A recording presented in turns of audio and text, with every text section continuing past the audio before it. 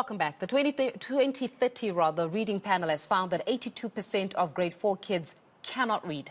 This is up from pre-pandemic levels of 78%. The report shows that half of the children in no-fee schools don't learn the letters of the alphabet before the end of grade 1.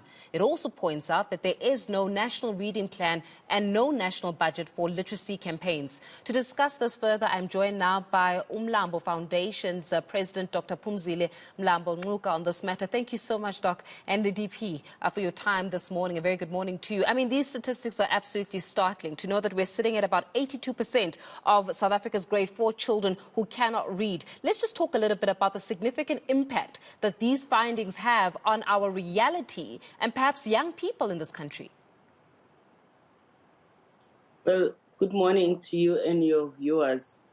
The impact of this is that the majority of our children will not be able to pursue a meaningful educational journey, something that we have to afford. We need to support government as much as we can in order to make sure that we avert this challenge. The plan was that by 2030, we would have pushed the number of children who can read for meaning way up high. Instead, what is happening is that we are moving backwards. So that is why we are sounding an alarm and calling on everybody to support this initiative and to support the efforts by provinces, by NGOs, but especially by government to move forward. Mm. You know, when you're talking here about how you're sounding the alarm before crisis happens, where do you think the problems lie? Is it a basic education where it comes to a systematic issue? Is it a societal issue? Is it a teaching issue to even have these kind of statistics? We have a challenge of pre-service training, that the way we're training the teachers, we have not emphasized enough on transmitting the skills to teach literacy to teachers. So that is one problem. We have to fix that. And then we have in-service teachers, the ones that are already teaching, who are unable to provide the literacy education, reading, writing, and counting in a manner that we expect them to, who need to be supported. But at this point, we also know that there is a solution to this. We can provide teacher assistants who can work with teachers in classrooms and assist the learners to make the progress. And that is what we are suggesting is focused on.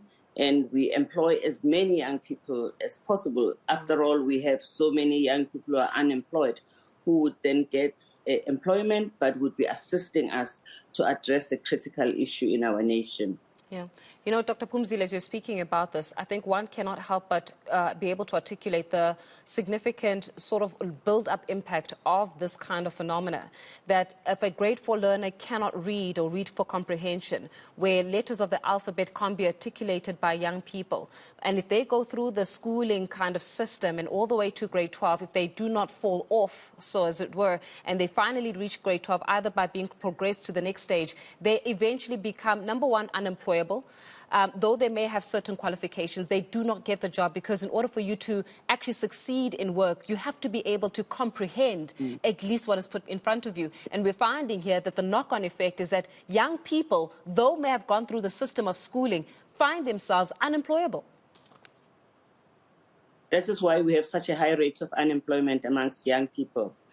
If we don't address this issue of reading, we will not be in a position to turn around the issue of youth unemployment. So these issues go together, and this is at scale.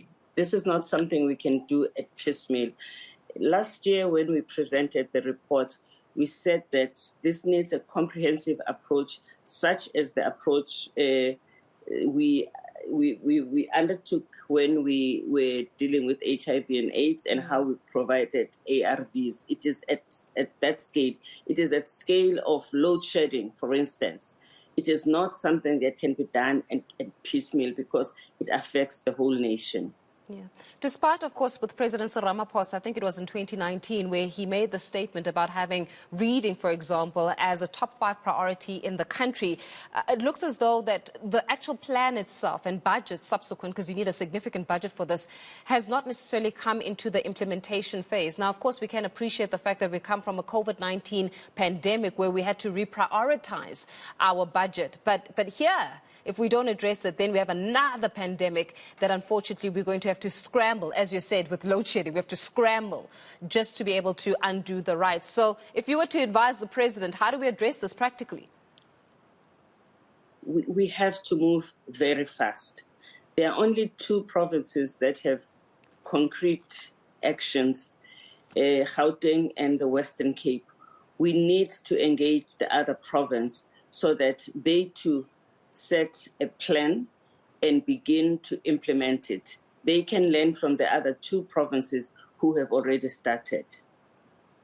If I may just, get into the leadership aspect of this conversation, and you were making mention of some of the problems that South Africa is confronted with. And Dr. Mlambo-Ngcuka, one of the biggest problems that we have right now in the country, we all accepted this, is load shedding, right? Or the lack of consistent power supply.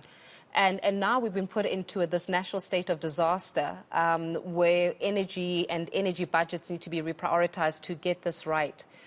In your perspective and in your leadership perspective, how do you see this country getting out of the darkness that it finds itself in? Well, we have to get out of this darkness. I think failure is not an option. We have learned from colleagues in ESCOM and from government that we are looking at about 2 years for us to come into this, which is quite worrying because 2 years is a long time. So if there's anything that can be done in order to shorten that 2 years, because 2 years is just too long for businesses, for families, and for all other activities that we need in order to make sure that our country builds up and progresses. Do you think that a national state of disaster is the right move? I don't know. I don't know if the actions that will take through the national state of disaster would be significantly different, but I'm open to wait and see. I'm worried because of what happened during COVID. I am really anxious about that, but I'm hoping that we learned the hard way during COVID and that will be much different during this state of disaster. Yeah. I think many South Africans share your sentiments in being worried with what happened within the COVID-19 pandemic, where we saw that in a time of crisis, people chose to enrich themselves, selfishly so, using funds for the purpose of enriching themselves. And I guess the big question then becomes, Doctor, that the very same modus operandi that we're applying, how are we going to make it different this time around? Because as history would put it, we failed to get those checks and balances in place so that money can be accounted for. And money just gets stolen. I just wonder how your sentiments lie with that. Is it because leaders don't know how to look after the purse of the country? Is there no political will to look after the purse of the country? Or we've just simply thrown our hands up and said, you know what, every province for themselves? We know now that our people steal. So we cannot be caught napping again. We need to put in place measures that will ensure that this is avoided at all costs. And it will be important to see this before we even start dispensing any money. Certainly is a very difficult time indeed. If you were to advise the president, I can imagine it's between a rock and a hard place right now. As somebody who's had the forefront of leadership, what would you say to him? I mean, what would you actually say to the president as he takes on this mandate of perhaps steering the ship into the right direction into 2023? Well, I think that the president has a lot of support for him to make these big and important decisions. I would really encourage them to make these decisions because it is much more difficult when we don't move forward. He has to move forward, and he has to make these decisions, and we are here to support him. Lovely to speak to you, President and founder of the Umlambo Foundation, Dr. Phumzile Mlambo-Ngcuka.